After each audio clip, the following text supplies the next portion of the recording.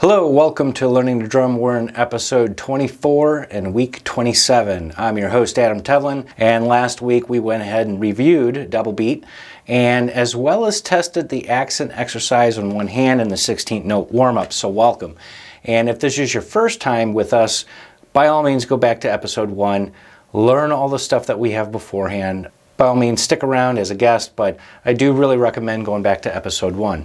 So last week we did also study number 11, and this makes us now to the point of we're at page 30, solo number 4, and there are some new dynamic symbols to learn. We can see up the top at solo number 4 that we have what appears to be an F and then a dash and a P, and all that means is that the first time you're playing through that repeated section, you're going to play at whatever dynamic level that is to list first, and then the next dynamic level, which would be after the dash, would be played at that dynamic level. So F-P would be first time through you're playing it loud, second time through you're playing it soft. In our case scenario, as we noticed after measure 4, starting on measure 5, we have a P-MF. So when we play the solo the first time through that section, we're going to play it piano, and then the second time through we're going to play it at Mezzo Forte. Another dynamic level to take into consideration is the FP, okay? And that is called a forte piano, which basically means that your first note or the beginning of your sound is going to be loud, but it drops dramatically down to soft. And so those that play the trumpet or the flute or anything like that, obviously if they're sustaining a sound, that initial attack will be the loud, and then of course after that it gets really soft. But in our case scenario, the first stroke would be loud, and then we drop down to piano, as we see at the very end of the solo. The rudiments featured are the flam and the single stroke roll, and it is required. And by now I'm sure you can play flam, so hopefully you'll be able to keep up with us. I'll go ahead and play it first at the marked tempo, which is andante, quarter note equals 95, and then we're going to break it down playing it much slower. All right, so dial up my trusty metronome, and I'm on 95. I'm going to give a little hint of the 16th notes. It's just a little hint, just to make sure that I'm in line. And of course, when you're playing this on your own, using the metronome, I would encourage you to dial into the 16th notes. That way you're able to keep in line and making sure that your single stroke rolls even and anything else. All right, so here we go. Solo number 4. 1, 2, 1 and 2, and here I play. And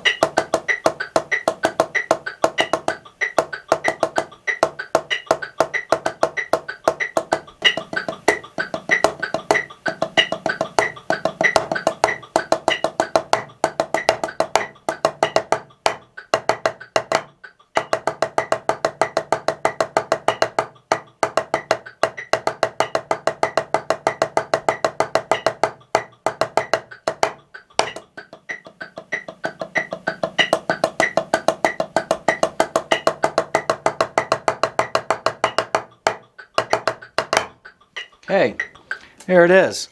And yeah, I have to watch my sticks starting to float back and forth and everything like that. So it's a little hard to read over here sometimes, but that's okay. You get the idea of it. You saw that forte piano and how that was in the last 4 measures. Make sure you save your crescendo to the end. Don't try to get so loud and by the end you have nowhere else to go. So make sure you always remember to save the crescendo to the end. Okay, so let's go ahead and break this down. We're going to do this at 4 measures at a time. And if you noticed, we had that rhythm that we had in our 16th note warm-up. ba da da ba ba da da da ba ba da da. Okay, 1 E and 2 and a 3 E E and a. All right, so we're gonna jump it down to, yeah, we could do that. 70. You think you could do that? All right, here we go. First 4 measures together. 1, 2, 1 E and a 2 E and a. Here we go. And 1, 2, 3 E and a 4 E and a 1 E and 2 and a 3 E and a 1, 2, 3, 4, 1 E and 2 and a 3 E 4. Okay, and I'm being very relaxed on that and open. So that was pretty much self-explanatory, making sure that your 16th notes are even there. And now we're going to drop it down to from fortissimo down to piano, and we carry that same rhythm over. Here we go for the next 4 measures. 2, 1 E and a 2 and a ready and a go.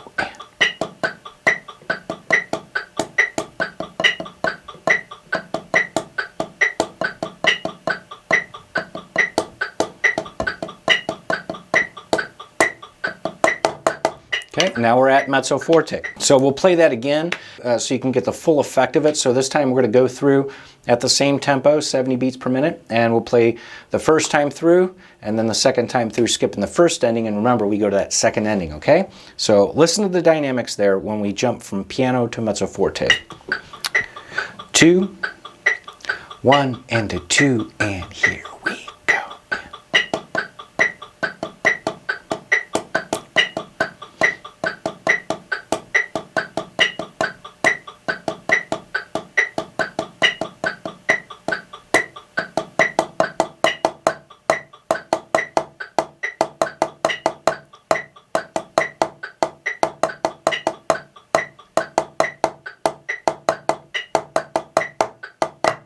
Okay, very simple enough, okay?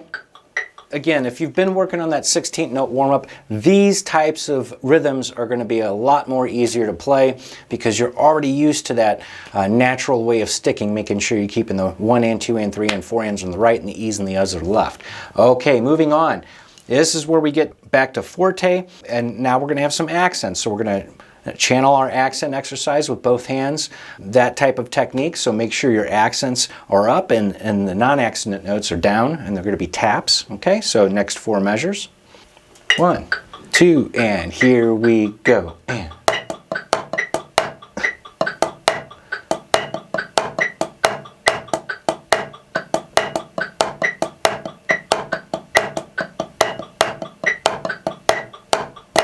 okay. Not a big deal. And again, if this is too fast for you, you want to make sure that you can play it at a speed that you can keep up with. So maybe dial it down to 60 beats per minute if you have to, okay? All right, let's keep going without further ado. This is our single stroke roll technically, right? You know, right, left, right, left, right, left, right, left. But we're going to drop it all the way down to pianissimo. So 1, 2, 1 and 2 and ready and go.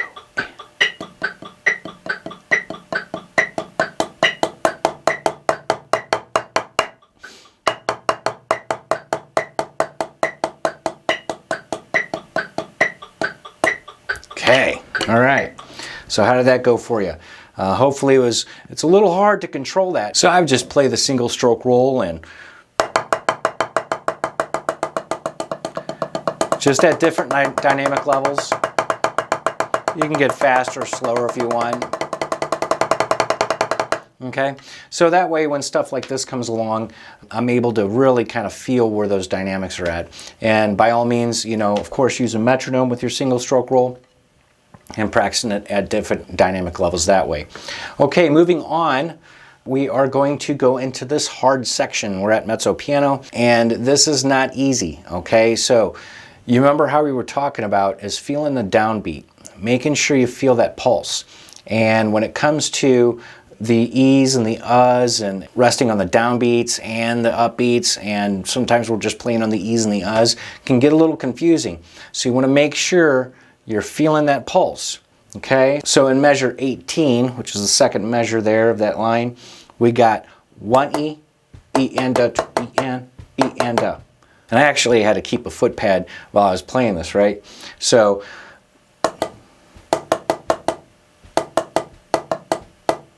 okay? But at 70, it's going to be just a little difficult, okay? So you might have to slow this down. I'm just letting you know. All right.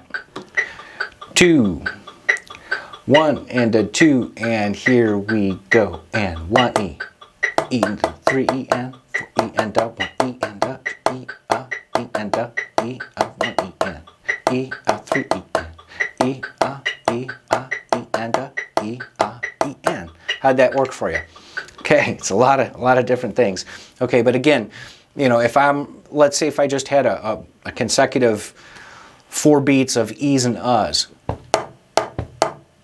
instead of going 1 E and a, 2 E and a, okay, I use that downbeat to really kind of take a little bit of a step back, makes it a little bit more comfortable. 1 E, 2 E, 3 E, 4 E, 1 E, okay, makes sense, right? Same thing with the E and a.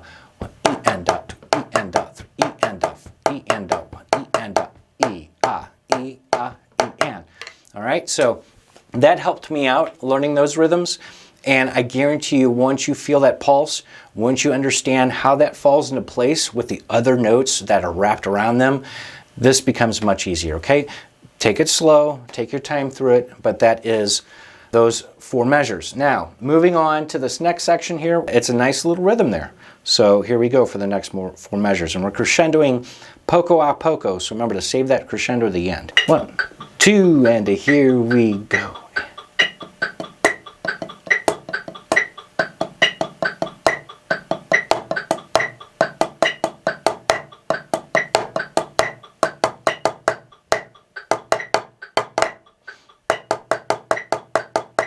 Oh, I just went into the next measure. That's okay. All right. So you can see we're now at the recapitulation of the solo, which is much like the first couple of bars. One thing I didn't mention to you is you notice that the rhythm in measure number 2 here at the beginning of the solo is written differently than the measures that are following after. Same rhythm, right?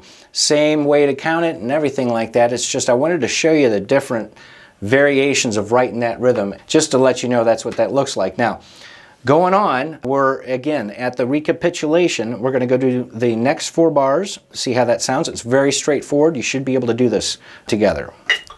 2, and here we go. And 1, 2, 3, 4.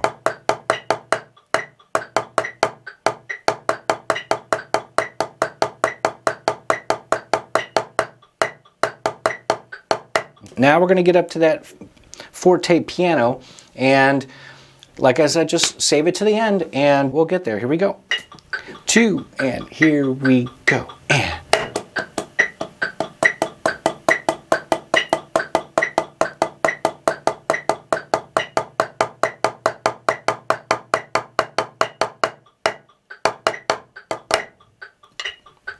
And there's the solo. All right.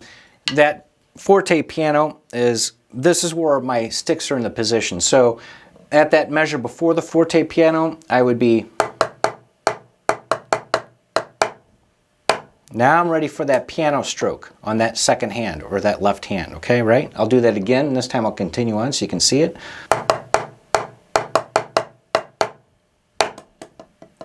Three, 4, 2, 2, 3, 4, 3, 2, 3, 4.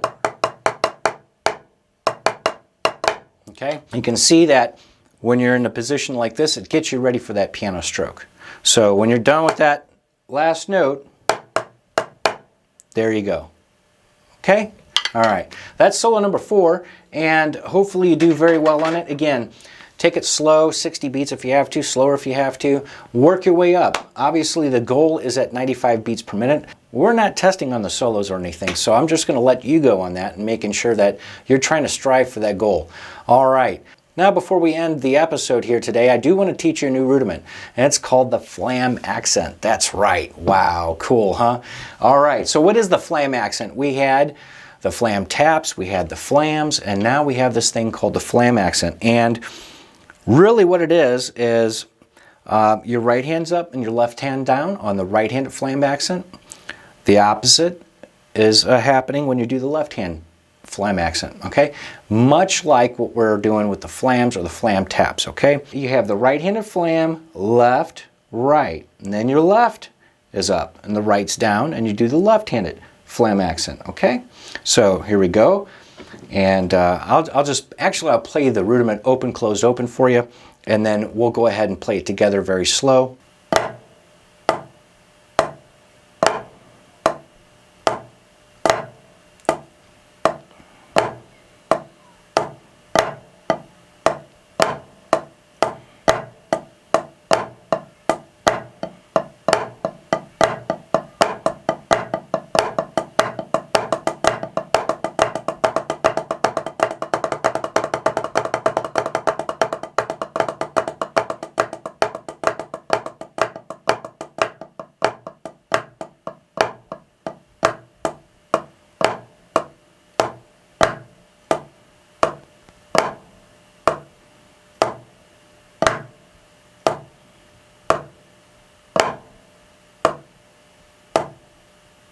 And you can play Flam accents without the accent. That is possible. It's a little hard. I like to keep the accent in there because, you know, it differentiates between, you know, each Flam accent. But, you know, if you have to, if the music requires you to, make sure you practice them.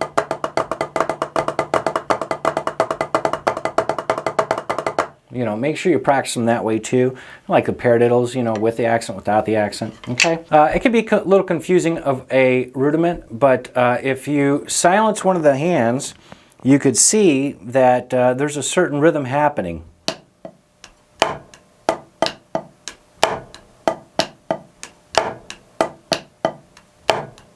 Okay?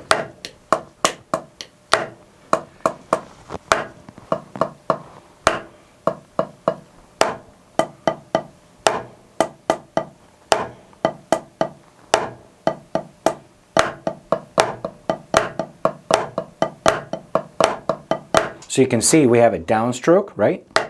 Tap, tap. And now I'm ready for my left hand Flam accent. Downstroke with the left hand, right? Tap, tap. Now I'm ready for the right. Tap, tap. So those are the Flam accents, and you could do this with a metronome. I'm going to dial my metronome to 40, and I would hope you might want to try along with me. If you've been trying the Flam accents while I was doing it, that's great. You're starting to get that muscle memory working. And let's go ahead and try it at 40 beats per minute. And I am bringing my triplet up. 2, 3, 4. Okay? 2.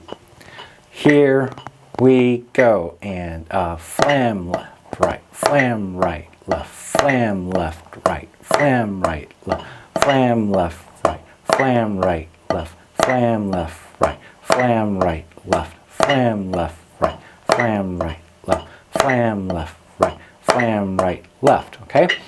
And then, of course, when you're getting used to that, then bump it up to 50. Right? 4.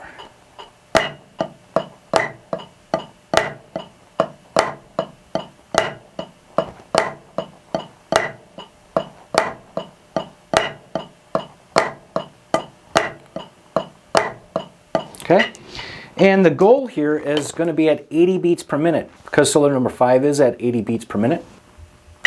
Okay, so make sure you keep the strict movement, you know, the gelatin mold effect, making sure the downstrokes are down, taps are taps, okay? Here we go, 1, 2, here I go, and.